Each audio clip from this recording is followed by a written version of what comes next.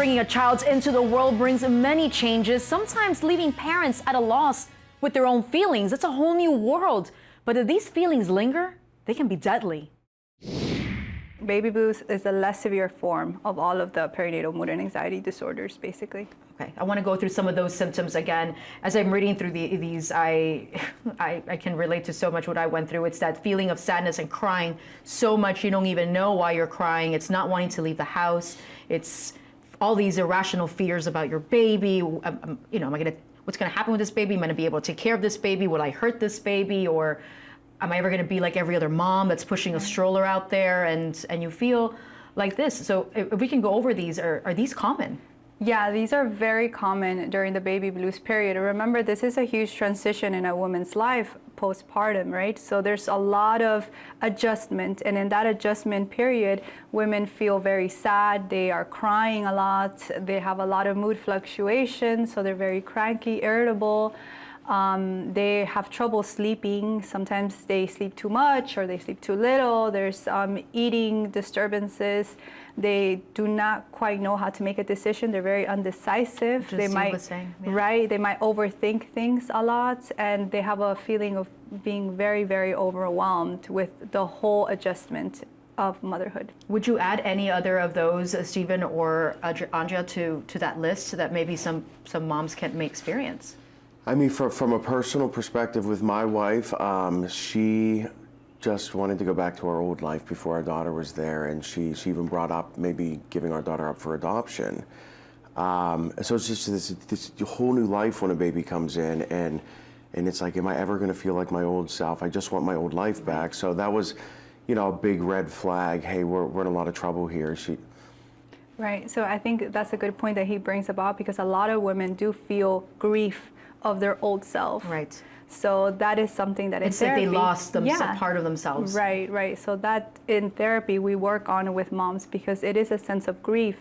Who you were is now morphed into something else. So we kind of like talk about this with them so they can help express. A very important thing that really breaks my heart watching my wife go through it is the pressure to breastfeed. Oh, yes. And my wife had such a hard time breastfeeding. My daughter cried every day. She never stopped the whole time. And she felt like she needed to. The first bottle she had after my wife passed, she was a new baby. Wow. And she's the strongest, healthiest, tallest kid in her class, had breast milk for 5 weeks.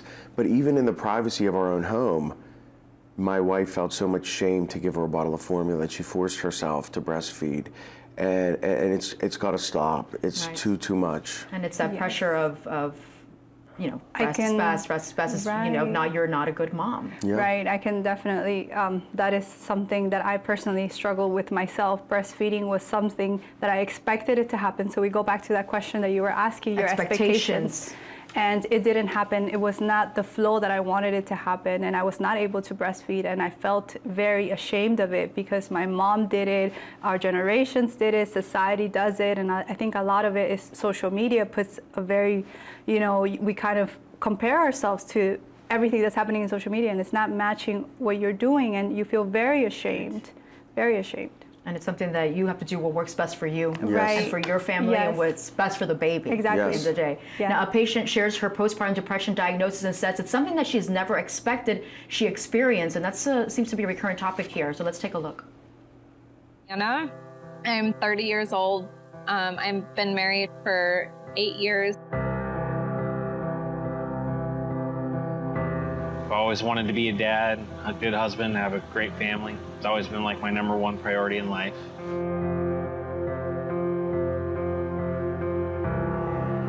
Pregnancy was amazing. There were times where, it was a little rough, but, my wife's, she's a super strong woman, very brave. I actually had a really good birth experience. It wasn't until my 6-week postpartum appointment that I started to notice that things were not so normal. My doctor came in and did her exam, and it just seemed really rushed, and I got that feeling that nobody really cared about me anymore because I wasn't pregnant. I saw a lot of the anxiety come in harder than normal. Started worrying about, germs and SIDS and making sure everything was perfect. She was afraid to leave the baby alone. She was always worried that something bad was going to happen to the baby, even when, she was perfectly fine. I would go check on my daughter at least like every hour. And that just kind of evolved into even more anxiety. I wasn't sleeping. Sleep deprivation was encouraging all of these symptoms, I guess. And as time went on, I would cry a lot. I just noticed that I wasn't being myself. And I kind of slipped more into a depression after probably about 3 months into it. I was trying to help. I was trying to do the classic male role where you try to fix it. Because that's what we want to do. We want to fix it and make it right. And it was the exact opposite thing that I needed to do. It's not just like, I need you to do this. It was more of, I needed his emotional support. I couldn't understand what was going wrong, and she couldn't find a way to tell me what was going wrong. At least not though I could find a way to understand at first. So it was actually very difficult. You can't just go up to somebody and tell them, I'm feeling suicidal, or, like I'm having intrusive thought. That stuff is very hard to say. And I did have some intrusive thought. That was scary for me. And, I stepped back after I calmed down, and I'm wondering, like, why am I thinking those things? Like, what kind of monster am I?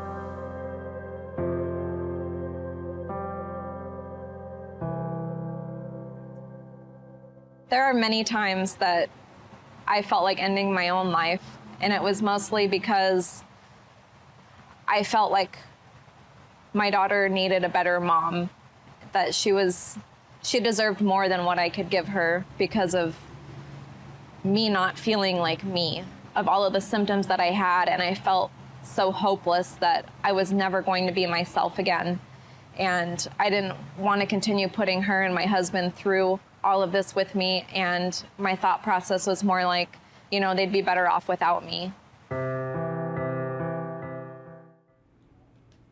So let's look at how these symptoms might be different from baby blues, as we have been discussing. Can you talk a little bit about the postpartum depression symptoms, Andrea? Yeah, so postpartum depression symptoms are a lot more severe and intensified than the baby blues. So they have a lot of similarities, like for instance, but the more mood swings, intense. Very much intense and very severe. So severe mood swings, excessive crying, changes in weight and appetite, difficulty bonding with the baby, and that is very, very common. They feel a lack of connection.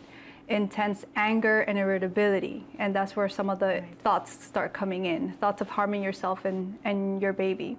And Stephen, do these seem very familiar to you as well, unfortunately? Every single one of them. Wow.